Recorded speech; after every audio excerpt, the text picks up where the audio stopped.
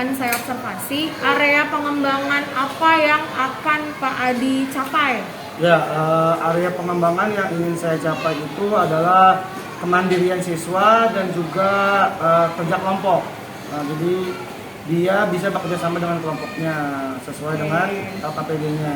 Tetapi juga dia mandiri dalam mengerjakan tugas-tugasnya. Ya, nah, untuk mencapai pengembangan tersebut, strateginya apa yang dipersiapkan? Ya, yang pertama pasti saya akan menjelaskan dulu tentang apa itu sudut. Nah, selanjutnya bagaimana cara mengukur sudut. Nah, itu saya tuntun dari awal sampai nanti siswa bisa membuat sudut sendiri dan bisa mandiri dalam kelompoknya. Seperti itu. Oke, nanti akan saya amati pembelajarannya secara langsung agar bisa terlihat apakah area pengembangan yang tadi sudah direncanakan bisa tercapai. Ya, silakan Bu Indah. Ya, terima kasih. Ya, sama-sama.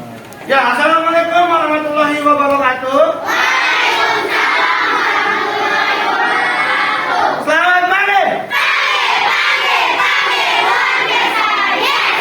Ya, hari ini kita akan belajar matematika tentang sudut. Sebelumnya, siapa yang tahu sudut?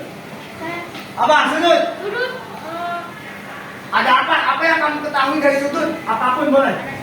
Ada siku-siku, terus yang lain? Ada umpur, ada apa lagi? Lancip, terus apa lagi? Para siku-siku itu sudut yang kayak gimana sih?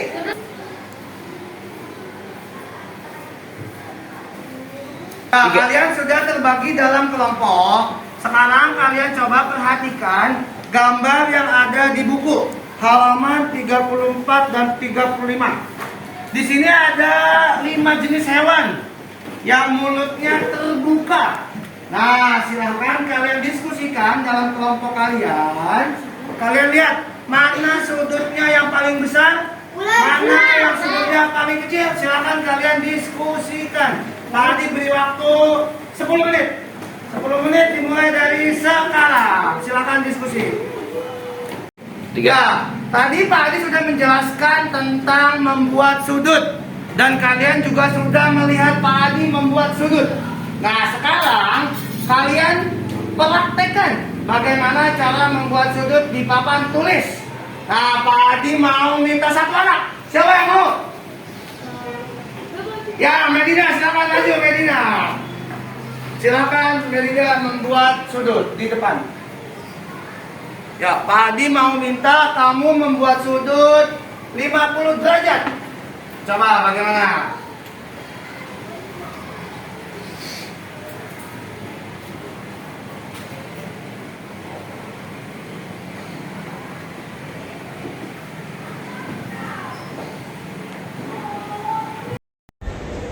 Ya, selamat pagi Pak Adi. Ya, selamat pagi Bunda. Gimana hari ini kabarnya? Alhamdulillah sehat. Oke, setelah kemarin melakukan observasi, rasanya gimana?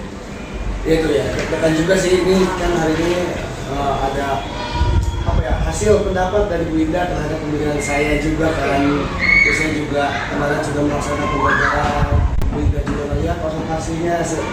Ya deg-degan sih lumayan lah, lumayan. Sebenarnya bukan hasil pendapat saya, kita akan sama-sama berpendapat di sesi ini. Oke, berarti tadi perasaannya ada deg-degannya gitu ya, ada penasarannya juga gitu. Oke, nah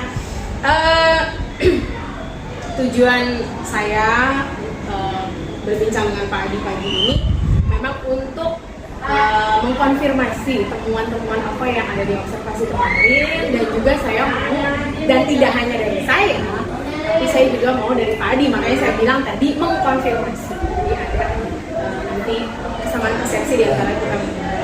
Jadi tujuan kita adalah membahas soal hasil observasi kemarin. Oke.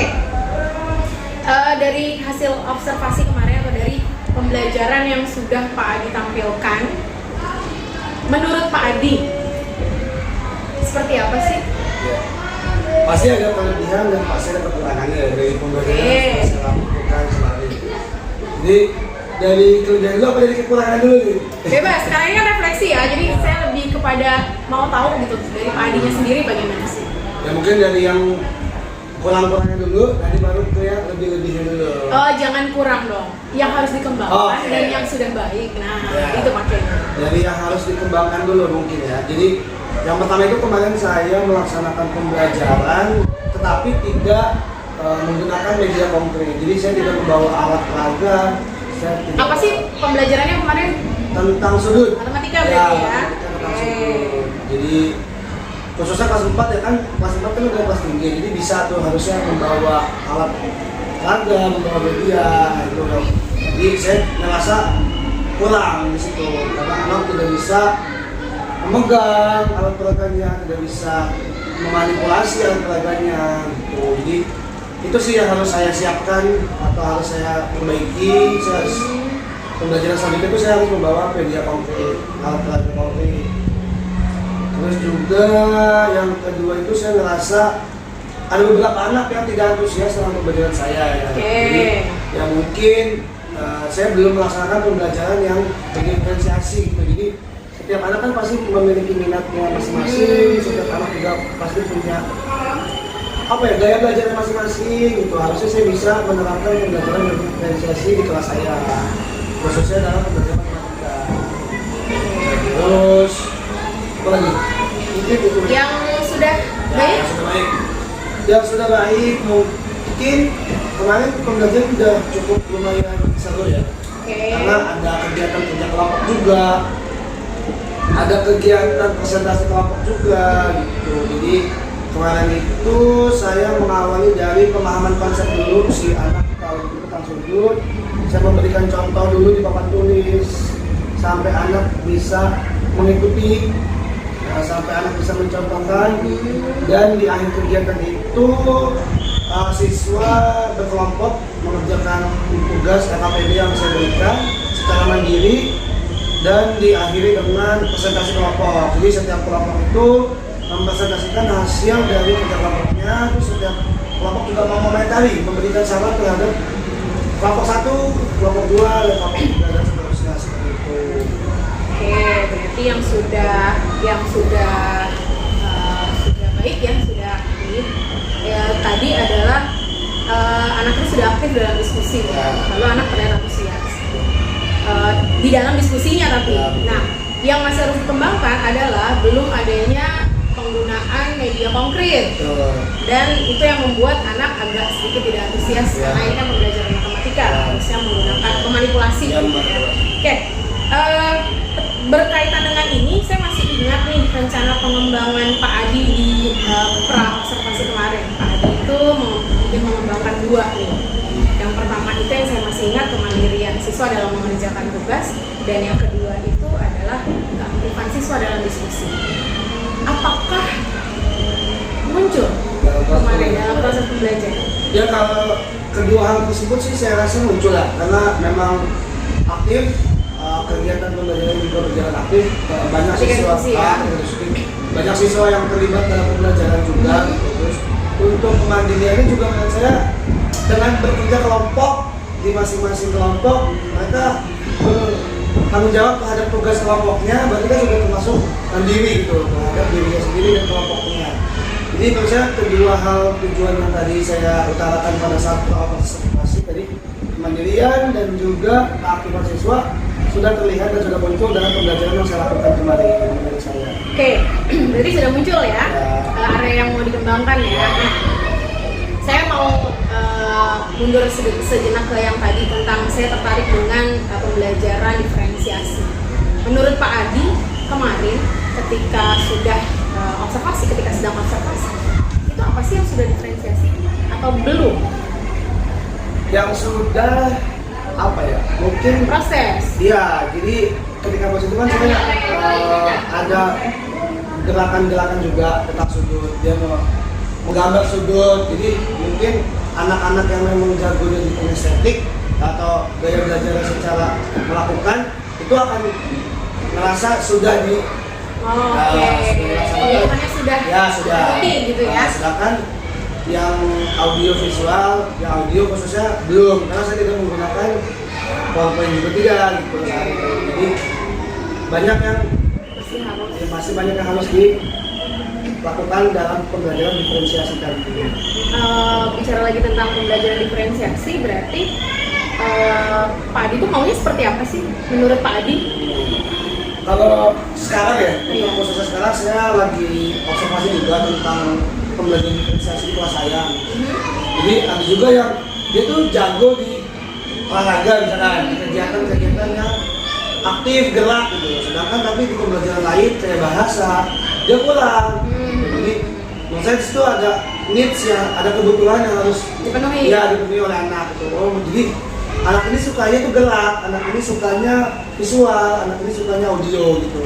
Jadi menurut saya itu sih yang harus saya Oke, observasi berarti, dari kondisi anak iya, saya. berarti kalau nantinya Pak Adi mau membuat pembelajaran diferensiasi, yang pertama harus dilakukan berarti harus melakukan observasi atau pemataan dahulu berdasarkan apa yang mau Pak Adi katakan. Itu tadi yang saya bilang gaya belajar. Kayak belajar ya, khususnya karena kan dari yang ya, tadi. karena hubungannya dengan mungkin tadi ada benda konkret, Ya, berarti kan ya. nanti bisa ke sana Ya. hubungannya. Oke, berarti itu menjadi salah satu fokus juga ya kepada Pak Adi ya, selain tadi yang sudah diutarakan tentang ada benda konkret, anak aktif diskusi, ternyata Pak Adi juga ingin untuk pembelajarannya bisa diferensiasi. Oke, untuk diferensiasi sendiri, diferensiasi itu kan ada 3 ya, ada konten, ada proses, dan ada produk. Kalau kita kait-kaitkan dengan pembelajaran kemarin nih Pak Adi tentang sudut, kira-kira untuk mau seperti apa sih nanti pembelajaran diferensiasi yang Pak Adi lakuin di kelas? Ya misalkan kalau dari konten dulu ya, misalkan benda konkretnya misalkan setiap kelompok itu membuat media gitu. Misalkan yang satu tuh dari origami, yang satu dari sumpit pakai lilin, yang satunya dari paku yang pakai karet, tahu kan sudutnya gitu. Berarti itu produk ya? Ya itu produknya. Jadi anak tuh bisa membuat berbagai macam media dari masing-masing kelompok. Jadi ada perbedaannya di antara kelompok ini dengan kelompok ini dengan kelompok yang satu lagi. Tapi harus diingat bahwa walaupun membuat yang berbeda, diferensiasi itu tidak berarti beda semua tanpa Ya, dasar. ya, Dasarnya adalah gaya belajar. Gaya belajar. Harus yang kinestetik itu geraknya lebih Ya, ketika betul. membuat produk. Yang audiovisual harus seperti apa yang seperti itulah. Ya. Nah itu yang harus Pak Adi tekankan, baik dalam kontennya juga, pemilihan konten yang baik. Nanti berarti pemilihan untuk kontennya nih apa nih kalau sudut nih? Kalau yang kinestetik bisa pakai apa tuh tadi? Pakai yang tadi si karet, Benda konkret berarti ya. Atau yang sumpit sama sumpit terus digabungnya pakai lilin, ya kan? Pakai lilin sama lilin itu. Ya udah dia bisa memanipulasi, dia gerakin Oke. sudutnya, dia gerakin sudutnya. Tapi juga harus diingat ada yang audiovisual. Ya. Berarti harus menggunakan. Nah, kalau audio visual tadi, misalnya kita origami yang berwarna-warni gitu kan, terus pakai video, ditayangin Video ya, videonya. video bisa. Jadi kebutuhan anak sesuai dengan dirinya tuh tercukupi dari yang gerakannya, dari yang visualnya, dia lihat gambar berwarna-warni. Jangan ada 3 macam segitiga, warnanya merah, biru, kuning. Ini sama kaki, ini sama sisi, segitiga itu. Nah, itu kan tadi dari Pak Adi yang Pak Adi utarakan ya. Saya belum konfirmasi dengan apa yang saya dapatkan Ya. ketika observasi.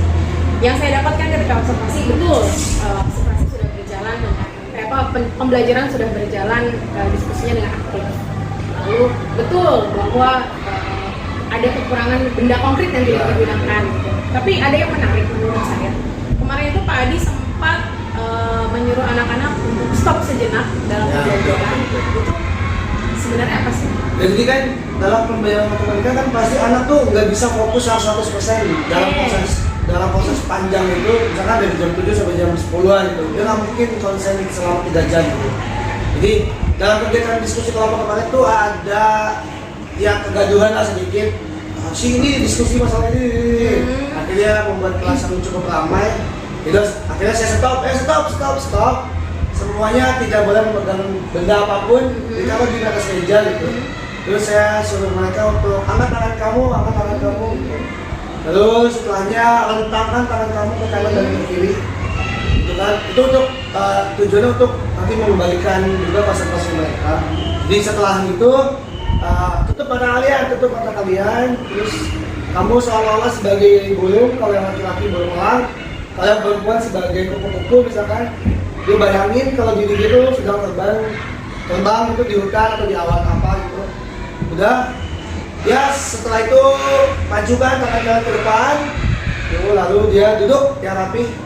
Nah, jadi kelas sudah kembali kondusif, kelas kembali konsentrasi dan saya sudah bisa melanjutkan pembelajaran saya seperti itu. Jadi stop dan melakukan kegiatan. Efeknya sih ketika itu dilakukan? Sangat besar sih efeknya, karena saya nggak perlu bilang diam gitu, nggak perlu, karena dan sekedar stop dan melakukan kegiatan tadi gitu, udah anak-anak langsung konsentrasi di tempatnya masing-masing dan siap melakukan pembelajaran lanjutan. Jadi bisa dibilang itu seperti proses meriset ya? Ya betul, Proses konsentrasi. Ya, konsentrasi. Oke, dari nah itu yang dinamakan dengan pembelajaran sosial emosional. Seperti itu, jadi tidak hanya pembelajaran itu secara kognitif aja, tapi juga ada sosial emosional yang harus dikembangkan kepada siswa. Itu salah satunya adalah dengan cara stop seperti itu. Nah, dari tadi nih Pak Adi sudah cerita bahwa saya mau memperdalam diferensiasi dan lain-lain sebagainya, mau benar-benar konkret dan lain-lain. Apa sih rencana dari Pak Adi untuk bisa mewujudkan itu? Ya, pastinya yang pertama saya refleksi diri saya juga terhadap pembelajaran yang sudah saya lakukan. Kurang dan lebihnya apa dari pembelajaran yang sudah saya lakukan selama ini. Kalaupun ada lebihnya, saya bisa sharing dengan teman, ataupun kalau ada kurangnya, saya juga bisa sharing dengan teman. Khususnya teman sejawat ya, sesama kelas 4 itu. Saya tuh di sekolah ada 4 kelas yang sama-sama kelas 4, 4A, 4B, 4C, dan 4D. Jadi saya bisa membuat FGD ya, forum group discussion di antara berempat ini. Ini tadi saya habis ngajarin ini, gimana menurut Bapak, menurut Ibu gimana? Saya mendapatkan koreksi dari mereka, saya mendapatkan saran dari mereka, saya mendapatkan masukan dari mereka yang nantinya untuk memperbaiki proses pembelajaran saya gitu, dari awal pembuatan perangkatnya, pelaksanaannya, sampai dengan akhirnya evaluasinya seperti apa, medianya seperti apa gitu. Jadi saya bisa bertukar pikiran lah dengan FGD ya, forum group discussion dengan sesama guru yang separalel ya. Ya, betul. Selain itu kan kalau melibatkan orang lain. Ya. Ketika Pak Adi sendiri, apa sih yang dilakuin? Dan saya juga akhirnya itu ya terbuka dengan perkembangan teknologi ya, saya bisa memanfaatkan itu dari video-video YouTube, dari video-video pembelajaran yang ada di internet gitu, atau enggak perangkat pembelajaran yang tersedia di platform-platform lah, dan mereka belajar dan lain-lain. Saya bisa menciptakan pembelajaran saya lebih baik dari hasil saya surfing di internet gitu, dari YouTube, video-video yang saya tonton, perangkat-perangkat pembelajaran yang saya dapatkan, media-media yang saya lihat di internet itu, saya bisa memanipulasi dari hasil memodifikasi ya, ATM lah, amati gitu, dan modifikasi dari hasil yang saya dapatkan di internet. Berarti dua perencanaan nih Ya. Pak Adi nih. Yang satu itu kolaborasi dengan rekan sejawat berupa FGD atau brainstorming lah ya. Lalu yang kedua adalah tadi melakukan seperti riset ya, tentang pembelajaran yang ingin dilakukan oleh orang-orang yang sebelumnya itu seperti apa sih yang udah dilakuin, nanti baru oleh Pak Adi di ATM, diamati, ditiru, dan dimodifikasi. Dari dua rencana yang mau dilakuin nih, kalau menurut Pak Adi sendiri, kendalanya itu nanti apa sih? Yang udah kira-kira nanti apa sih ya kendalanya? Gitu. Ya. Jadi kalau yang pertama tadi kan kolaborasi ya. Jadi menurut saya kendala di kolaborasi itu kan ada 4 isi kepala yang harus saya, ternyata benar ya kata ibu ini, ternyata benar ya kata bapak ini, ternyata benar saya. Tapi nggak mungkin keempat-empatnya itu akan saya terapkan dalam pembelajaran saya kan. Jadi ada yang lebih baik, ada yang kurang baik. Ada hasilnya yang harus diperbaiki, ada hasilnya udah cukup segini aja.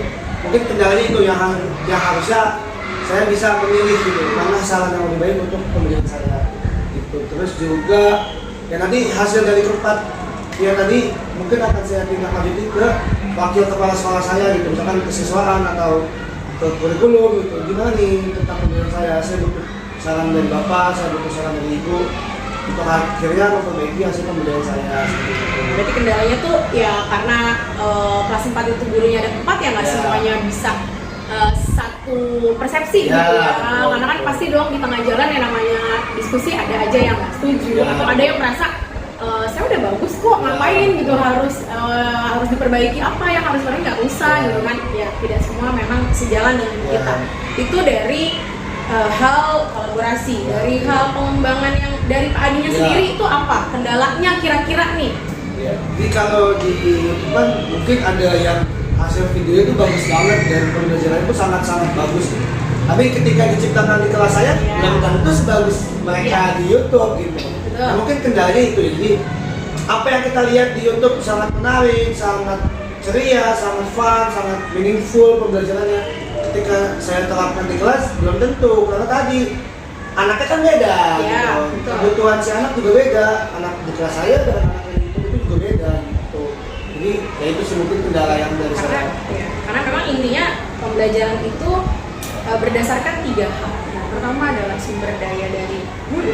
Ya. Sejauh mana guru itu menguasai materi, bisa mengembangkan sebuah pembelajaran yang luar biasa untuk anak bisa mengaktifkan siswa.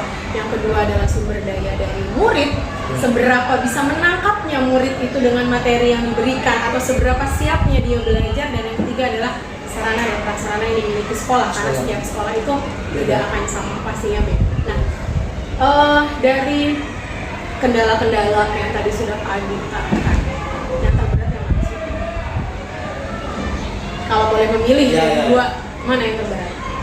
Ya mungkin kan kolaborasi lah ya. Dan- Kolaborasi. Ya karena banyak hal, banyak pihak yang terlibat dalam hal ini gitu. Ya. Banyak juga yang harus akhirnya ya dipilih gitu. Karena tidak hanya melibatkan kita ya. Ya, Kalau betul. untuk kita sendiri kan semua penentunya ada di kita. Ya, Tapi kalau betul. ini kan tidak. Berarti yang terberat adalah kolaborasi. Nah, untuk memulai kolaborasi nih kira-kira nih ya, awalan banget awalnya itu mau ngapain Pak Adi? Mau gimana sih ngomongnya ke teman-teman ini gitu? Ya, ya. Jadi kan di kelas 4 ini kebetulan saya paling muda ya. Ya. Jadi saya tuh ya jadi anak bawangnya lah gitu di Ya, kelas 4. Jadi oke. ya mungkin saya akan datang ke satu-satu gitu. Nanya terkait pembelajaran saya gitu. Apa yang perlu diperbaiki dari saya, apa yang perlu diperbaiki dari pembelajaran saya gitu. Apa yang perlu diperbaiki dari perangkat pembelajaran yang saya buat gitu. Satu-satu dulu aja. Nanti setelah itu akhirnya diskusi yuk berempat yuk gimana nih di kelas 4 materinya sampai mana. Ibu matematika sampai mana, ibu bapak bahasa Indonesia sampai mana gitu. Kendalanya apa? Ya kendalanya apa ya akhirnya nanti akan tercipta iklim yang memang oh sering nih diskusi, Ya. sering nih kayak gede. Udah, jadi akhirnya akan terbiasa.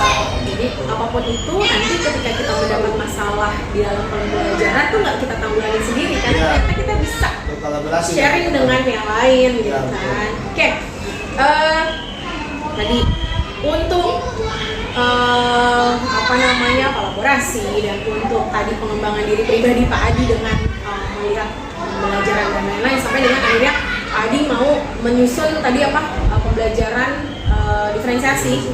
Butuh waktunya berapa lama sih Ya. untuk FGD ini sampai kira-kira Masuk. ya itu butuh waktunya berapa lama? Ya perkiraan 2 sampai 1 bulan, 2 minggu sampai 1 bulan. 2 minggu sampai 1 bulan ya. Tapi untuk menciptakan pembelajaran yang berdiferensiasinya itu ya 1 sampai 2 bulan lah. 1 sampai 2 Ya, bulan. karena kan masing-masing juga nggak sebentar. Oke, itu untuk perancangannya 1 sampai 2 bulan. Untuk mencari konsepnya, mendalami konsepnya berapa lama?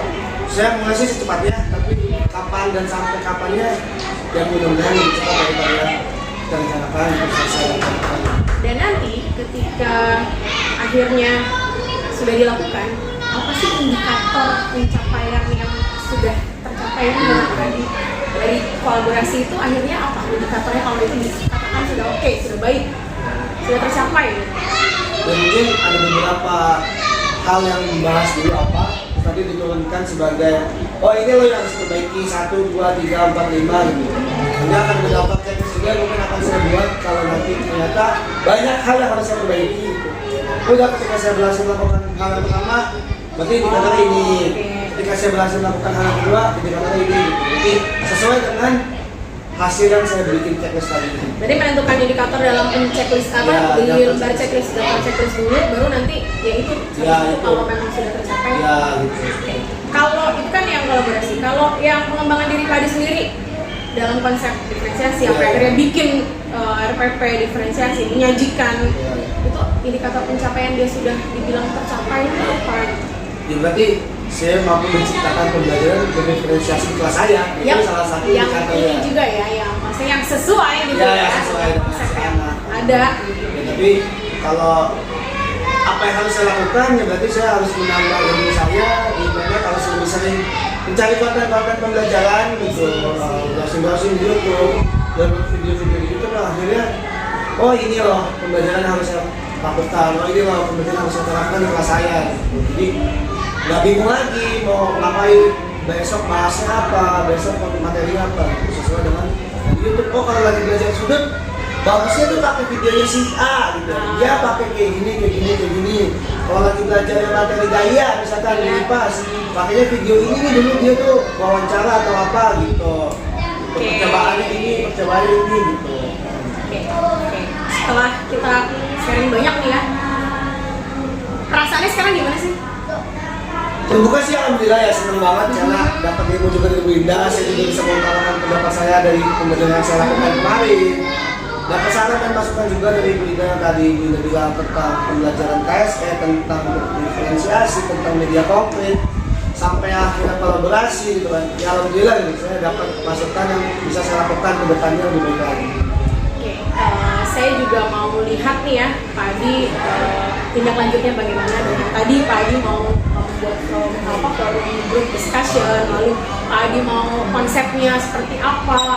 Saya juga mau lihat untuk nanti seperti apa ininya. Saya mau lihat seperti apa nanti implementasinya, dan tidak berhenti sampai di implementasi saja. Saya juga mau tahu nanti mungkin akan saya adakan observasi kembali untuk penerapannya, apakah sudah dijalankan dengan baik atau apakah penerapannya memang sudah ada perubahan gitu Mas Pak. Saya akan lihat itu, mungkin nanti kita bisa bertemu di observasi Tapi selanjutnya. yang pastinya saya akan bertukar pikiran terus sama Dinda ya. Oke, nggak masalah. Khususnya tentang FGD yang tadi saya utarakan, tentang ya apa yang harus kita lakukan lah, apa yang harus saya lakukan dan apa yang harus guru-guru kelas 4 lakukan. Saya akan sharing juga sama Dinda untuk akhirnya menjadi apa ya, penasehat lah gitu. Nih kayak gini. Saya sangat tersanjung sekali loh. Gitu. Jadi akhirnya Saya- banyak ide-ide yang saya akan ambil dari Ibu Indah gitu. Banyak saran yang saya ambil dari Ibu Indah dan nanti akan saya sampaikan juga ke guru-guru kelas 4 yang lain. Gitu. Selama memang Pak Adi merasa nyaman seperti itu, silakan. Saya siap membantu kapanpun. Intinya saya mau lihat apakah rencana-rencana Pak Adi sudah terimplementasi dengan baik, dan apa tindak lanjutnya saya juga mau lihat. Kita akan bertemu di observasi selanjutnya. Menurut saya sih semuanya sudah selesai untuk percakapan ini, dan saya mau lihat lagi tindak lanjut. Oke, terima kasih. Silakan Pak Adi. nanti kita akan ada pertemuan yang Siap, terima kasih. Terima kasih.